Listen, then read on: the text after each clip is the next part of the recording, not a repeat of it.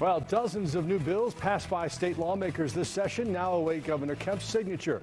It was an unusual end to the session this year, with the Senate calling it quits well before midnight, even though their House colleagues were still debating bills. Fox 5's Deidre Dukes is live at the state capitol tonight with more. Deidre? Yeah, Russ, of course, the Republican-led legislature had already passed several key bills in the weeks leading up to sine die.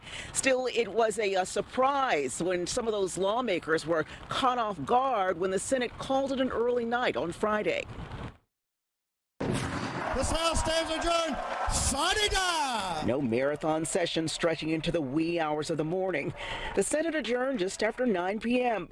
while the House was still in session, to the chagrin of some lawmakers. A session that had shown a lot of cooperation and got a lot of big ticket items done early, including tort reform, ended with a bit of division between the two houses. The Republican-controlled legislature had already passed several priority bills, including a measure to protect religious freedom, tort reform, banning biological men from competing in girls' sports, and a school safety bill.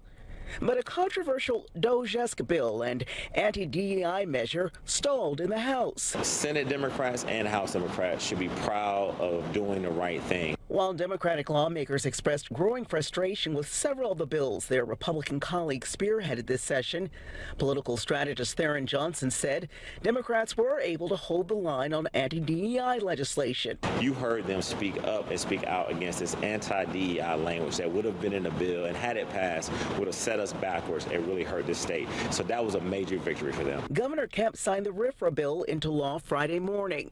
He now has 40 days to sign or veto new bills. The bills the governor doesn't take action on during that period will automatically become law.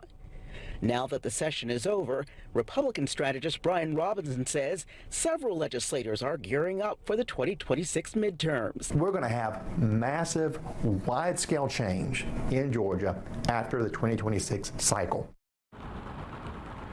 Now, as we await the governor's action on those bills, we also are keeping an eye on some of those key races looking ahead to 2026 as these lawmakers prepare to officially launch their campaigns.